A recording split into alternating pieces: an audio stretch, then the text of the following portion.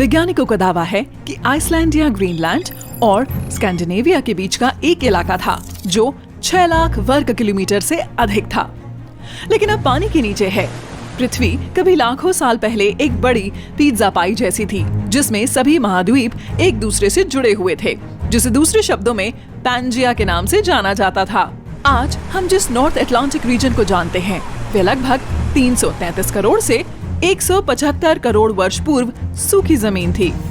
कई वर्षों तक वैज्ञानिकों और जियोलॉजिस्ट मानते रहे कि जब लगभग 20 करोड़ वर्ष पहले पैंजिया अलग होना शुरू हुआ था, तब नॉर्थ अटलांटिक ओशन का जन्म हुआ था। उस ज्वालामुखियों वाले इलाके में जहां आइसलैंड है, देश सिर्फ 6 करोड़ वर्ष पहले बना था, क्योंकि ये टूटकर बाकी दूसरी जमीन से दूर चला गया था। चूंकि पृथ्वी एक बड़े पिज्जा पाई की तरह थी, ये इस तरह से बट गई। ये जमीन के कई बड़े और छोटे टुकड़ों में बट गई, जिसे आज हम महाद्वीपों के रूप में जानते हैं। लेकिन ये नई थ्योरी बताती है कि पैंजिया के अलग होने के नतीजे से कुछ भूमि बची थी जो लगभग 320 किलोमीटर तक फैली हुई थी। वैसे लगभग 1 करोड़ वर्ष पहले भूमि के सिरे को छोड़ते हुए जमीन का वह टुकड़ा पूर्वी और पश्चिमी तरफ पानी में डूबा हुआ था, जो अब आइसलैंड है। जब टेक्टोनिक प्लेट मूव करती है तो वह एक दूसरे को रगड़ती है, जिसने हमारे वर्तमान लैंडस्केप को शेप दी है। मेंटल को इसके लिए धन्यवाद। ये नई रेडिकल थ्योरी इतिहास की किताबों में लिखी गई हर चीज और वैज्ञानिक जो अध्ययन कर रहे हैं उसके उलट जाती है। ये बहुत संदेह और आलोचना के साथ सहमति से सिर हिलाने लगे, लेकिन आइसलैंड के नीचे समुद्र तल और पृथ्वी के क्रस्ट की जांच करके हम मान सकते हैं कि ये विचार असंभव नहीं है। आइसलैंड के नीचे का क्रस्ट सामान्य जमीन की तुलना में बहुत अधिक मोटा है। ओशियानिक क्रस्ट उन लैंड क्रस्ट के मुकाबले में अनूठी पिघलती हुई चट्टानों से बना है जहां हम चलते और रहते हैं, और ये बहुत ज्यादा ठोस है। पृथ्वी पर सबसे पतली लेयर क्रस्ट है जहां जीवन है। ये पानी, भोजन उगाने, नेचुरल रिसोर्सेज और मिनरल्स को इकट्ठा करने और ऑक्सीजन में सांस लेने के लिए जरूरी है। ये नीचे तल तक डूबा है, लेकिन धरती के मेंटल के ठीक ऊपर है। ये खुद को रिफ्रेश भी करता है, क्योंकि ये मेंटल और ऊपर की तरफ लगातार रिसाइकिल होता है।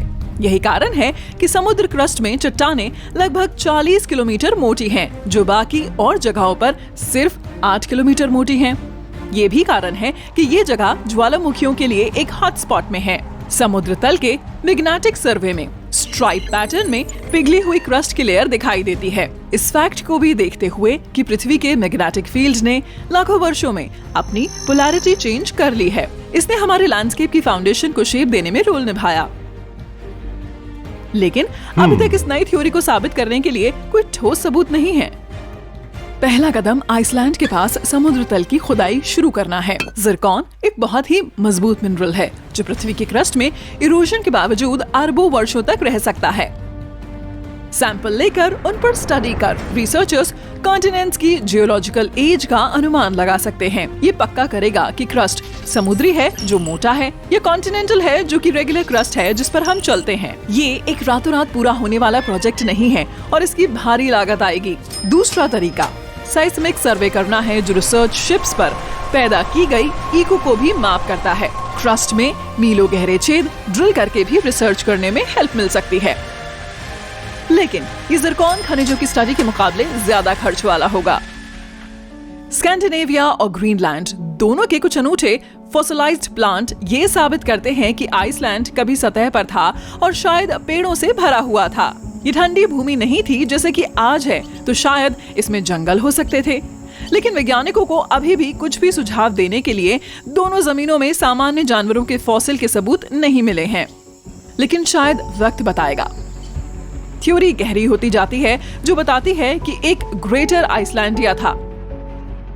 आइसलैंड, आयरलैंड, ब्रिटेन, स्कैंडिनेविया और ग्रीनलैंड सभी एक माइक्रो कॉन्टिनेंट में ये सर्दियों में घूमने के शौकीनों और स्कीइंग के लिए बढ़िया डेस्टिनेशन हो सकती है। समुद्र के ऊपर ट्रेन से कनाडा को ग्रेटर आइसलैंड से जोड़ना संभव हो सकता है, जो इकोनॉमी को और भी अधिक खोल देगा। आइसलैंड लगभग 1,03,000 वर्ग किलोमीटर में है, जो पहले से काफी बड़ा है, और अगर ग्रेटर आइसलैंडिया आज मौजूद होता तो यूरोप एक पूरी तरह से अलग कॉन्टिनेंट होता। दुनिया भर में अन्य संभावित छिपे हुए माइक्रो कॉन्टिनेंट के बारे में कई थ्योरी चल रही हैं। आइसलैंडिया की संभावना के बारे में वैज्ञानिक निश्चिंत नहीं हैं, लेकिन अगर सभी अध्ययन सही ढंग से किए गए थे तो आइसलैंड और नॉर्थ अटलांटिक ओशन के बारे में जो कुछ भी हम जानते हैं उस थ्योरी को बदल सकते हैं। ये दुनिया भर में अन्य डूबे हुए माइक्रो कॉन्टिनेंट के लिए रास्ता खोल सकता है। एक और थ्योरी ये है कि न्यूजीलैंड एक खोए हुए उप महाद्वीप का सिरा था जो आइसलैंडिया से भी बड़ा था, जिसे ज़ीलैंडिया कहा जाता है। अध्ययनों से पता चलता है कि ये 7 करोड़ 90 लाख से 8 करोड़ 30 लाख वर्ष पहले सुपर कॉन्टिनेंट गोंडवाना से अलग हो गया था। वैज्ञानिकों का दावा है कि ये पानी के भीतर खोजा गया सबसे पतला और सबसे छोटा महाद्वीप है। क्रीटॉन एक मुख्य चट्टान है जो ज्यादातर कॉन्टिनेंट्स के लिए मेन फाउंडेशन के रूप में काम करती है। ये कम से कम 1 अरब साल पुरानी है, लेकिन कॉन्टिनेंटल क्रस्ट जो कि ज़ीलैंडिया को बनाता है उसका आधा हिस्सा है जो इसे काफी जवान बनाता है। इसका मतलब ये है कि कुछ क्रीटॉन गायब है, भले ही इसमें पुरानी चट्टानों और मेंटल के कुछ हिस्से बचे हों। उनका अनुमान 2 अरब 70 करोड़ वर्ष पुराना है। वैज्ञानिकों ने न्यूजीलैंड के जिरकॉन क्रिस्टल पर कुछ स्टडी की और पाया कि वे 1 अरब 30 करोड़ साल पुराने हैं। शेष कॉन्टिनेंट 3 अरब वर्ष से अधिक पुराने हैं।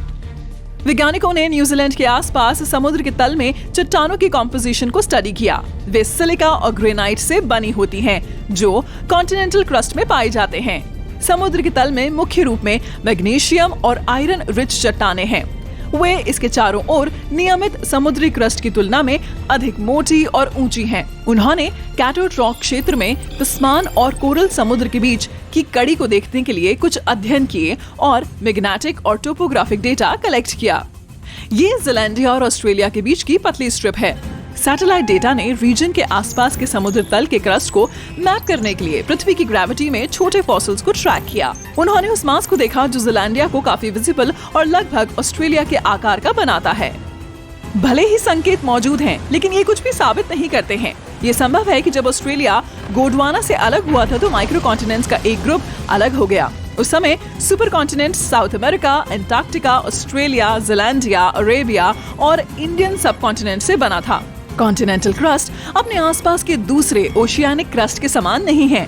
न्यूजीलैंड पहले से ही वहाँ सबसे बड़ा देश नहीं है, लेकिन अगर थ्योरी सही है तो ज़ीलैंडिया अपने ओरिजिनल साइज का 6 गुना होगा।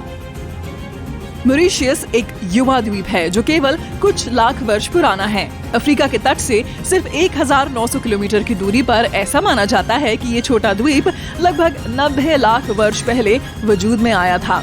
इस क्षेत्र में पानी के नीचे के ज्वालामुखियों ने इतना लावा उगल दिया था कि इसमें आज की भूमि का निर्माण हो गया। लेकिन वैज्ञानिकों को जिरकॉन चट्टानें मिली जो 3 अरब साल से भी ज्यादा पुरानी हैं। ये मॉरिशिया नामक एक कॉन्टिनेंट का पानी के नीचे डूबा हिस्सा भी हो सकता है जो मेडागास्कर के आकार का सिर्फ 1/4 है। उन्होंने पाया कि जिरकॉन ठोस चट्टानों में है, न कि केवल रेत में, जो इस बात से इनकार कर सकता है कि वे दूसरे महाद्वीप के तट पर बह गए। कुछ वैज्ञानिक अभी भी आश्वस्त नहीं हैं। उनका सुझाव है कि एक विस्फोट द्वारा हासिल अन्य विशिष्ट चट्टानों से बाहर निकलने वाली चट्टानों की खोज वैज्ञानिक समुदाय की इस थ्योरी को बदल सकती है।